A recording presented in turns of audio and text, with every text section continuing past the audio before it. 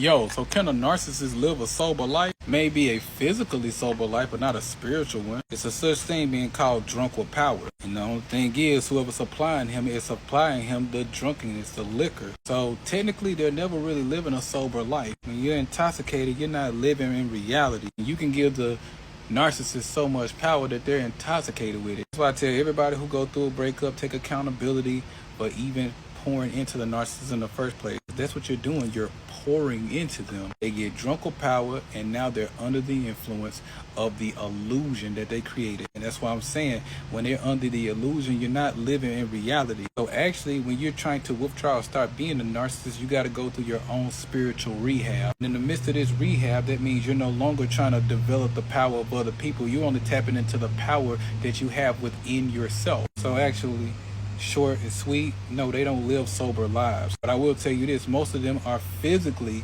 not sober people. Because they're drinking and they're smoking, they always running from things. That's why I always explain, what are you running from? It's okay to drink, it's okay to smoke a little bit on the weekends, especially when you've accomplished something. Hell, turn up, celebrate, you earn that. If you're in a situation to you have never ever did anything, you haven't accomplished nothing, but you're constantly celebrating, what are you celebrating? At that point, you're not celebrating, you're overindulging, meaning you're doing something out of distraction. It don't even just have to be that. A lot of our food is actually a drug. You go in the side of your cabinet, even if you look at a box of cereal and go read an ingredient, I guarantee you there's something in that ingredient that doesn't belong in your body. So technically, a lot of us even run to food as a distraction. So we're not really living a sober life through our diet sometimes. That's why you got to have a well-balanced diet. Because if you have a balanced diet, you will have an imbalanced body, which means sickness, high blood pressure, all of these things. Everything is a resemblance of each other. That's why we're all one. We come from the Most High. We resemble that. Think of the seasons. Spring is when everything is born. That's when you're most youthful. The summer, that's like the prime of your life. The fall is when you get old, and the winter is when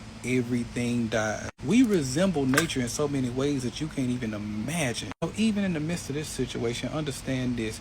Can they live a sober life? They may be physically sober, but they physically sober because they got enough distraction to where they don't even need the alcohol. They don't need to get high because I got too many bodies to even worry about that. But they eventually getting up numbing themselves to that. Because of the distraction, they build a tolerance. Tolerance get built so big to the point of even this not helping no more. That's why you will see a bunch of abusers. They turn to the alcohol. They start drinking too much. Next thing you know, they're abusing their wives because you're not the distraction that I need you to be right now. So I'm going to take my anger out on you and beat the hell out of you, or verbally abuse you, spiritually abuse you, financially abuse you. The best thing you could do for a narcissist is leave them alone. Do not tolerate disrespect, and don't build a tolerance for it, because if you build a tolerance for disrespect, you will one day overdose. For those who need it.